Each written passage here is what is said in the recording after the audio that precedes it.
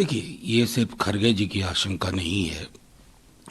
Of the camera अगर आप किसी से भी पूछें, बीजेपी के भी लोगों से, तो उनको भी आशंका है। प्रेस के लोगों से पूछिए, उनको भी आशंका है। लोकतंत्र के खात्मे का संकेत कई स्तरों पर मिल रहा है। और मैं जाहिर तौर पर मुझे पता भी है कि माननीय प्रधानमंत्री जी के आदर्श चाइनीज कम्युनिस्ट पार्टी का मॉडल है या पुतिन का मॉडल है, लेकिन ये देश विविधताओं से भरा है।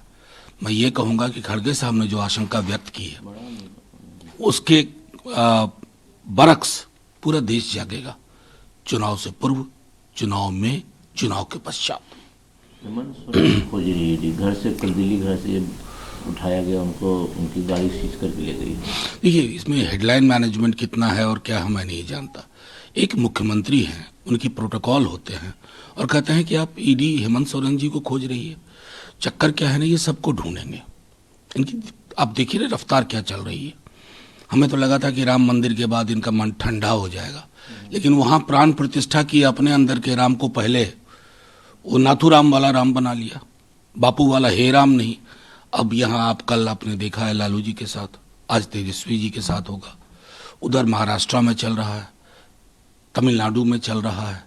तो अब ये विपक्ष को तो ये मान लेना चाहिए कि उनको चुनाव भी लड़ना है और इन एजेंसीज से भी संघर्ष करना है, लेकिन नतीजे अगर उलट आए ना, तो जो लोग आज ईडी, आईटी, सीबीआई से ये करवा रहे हैं, सबके सब जद में आएंगे। हमें तब भी कष्ट होगा, लेकिन हम कहेंगे सर, शुरुआत तो आप लोगों ने की थी। यूसीसी को हरीश रावत बोलते हैं spirit of against the spirit of constitution. मेरा सीधे मानना है कि यूनिफॉर्म सिविल कोड पहले एक बार व्यापक चर्चा तो करिए। आपका अपना लॉ कमीशन जो आखिरी था वो इसके पक्ष में नहीं है, तो आप इसको असल में वो जो बिजुका होता है ना, स्केयर क्रो, उसकी तरह इस्तेमाल करिए, जो खेत में लोग टांग देते हैं कि कोई पशु पक्षी, मतलब डराने के इंस्ट्रूमेंट के रूप में नहीं, समावेशी इंस्ट्रूमेंट के रूप में इस पर विचार करिए। विविधता बड़ा देश है, ट्राइबल कस्टम्स है, अलग अलग जातियों की, अलग अलग समुदायों की अलग रवायत है। ये जो वननेस आप सोच रहे हैं ना, थोप देंगे, ये देश वननेस नहीं, अनेक में एक है, ये तय मानिए। अभिषेक बनर्जी कहते हैं कि फेल होने सीट शेयरिंग में नीतीश कुमार जब एनडीए में गए हैं, इंडिया अलायंस को फायदा हुआ, संजय राउत कहते हैं। देखिए, मैं फायदा नुकसान से परे एक बात कहना चाहता हूँ। वो आए क्यों थे हमारे पास? चल के आए थे। मैं साक्षी हूँ कि बीजेपी मेरी पार्टी को तोड़ रही थी, मुझे खत्म करना चाह रही थी। लालू जी, तेजस्वी जी को लगा कि कभी न कभी तो अपनी ही धारा का व्यक्ति था, तमाम चीज भुला करके पक्ष में हो गए। तेजस्वी जी को इन्हीं 17 महीनों में मौका लगा कि जो व्यक्ति नौकरियों के लिए कहता था कहां से पैसा आएगा, उसी से करवा लिया।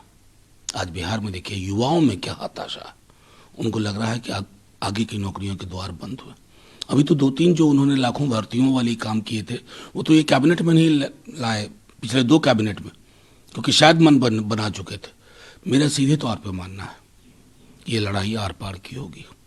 नीतीश जी का राजनीतिक अवसान इस प्रकार होगा ये हमने भी नहीं सोचा था।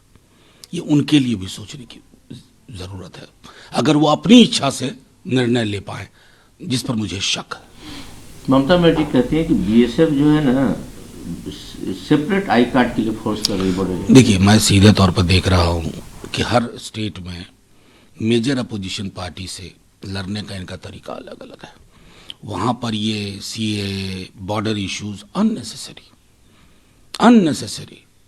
अभी तो एक किताब आई थी स्वाति नारायण की, अनिकुल, उस किताब में तो बताया है कि हम लोग बहुत पीछे हैं बांग्लादेश और नेपाल से मानवीय सूचकांक पे। तो ये जो थियरी चलती है कि बांग्लादेश से लोग आ गए, काहे को भाई? गुलाम नबी आजाद ने कहा है कि राहुल गांधी को अपने नया यात्रा में कुछ पार्टी को और लेकर चलने से अकेले कुछ नहीं होने जा रहा। ये उनका विचार हो सकता है। मेरा मानना है कि वो एक यात्रा पे चले हैं, उनको अधिकार है, समर्थन भी मिल रहा है, और उस समर्थन की परिणति कैसे होती है ये सब देखेंगे। राव ठाकुर कहते हैं कि जो कांग्रेस के सपोर्टर एलायंस है उनको छोड़ रहे हैं, ये देख रहे हैं कि न्याय यात्रा में इनजस्टिस हो रहा है। अनुराग जी को मैं क्या कहूँ, हिमाचल के चुनाव के बाद अचानक से गायब हो गए थे। और वैसे भी उनकी महारत है, गोली मार रहे हो फलाने फलाने को, उस तरह के बयान से। तो जाहिर है कि इंतज़ार कीजिए ना, अभी वक्त बहुत है।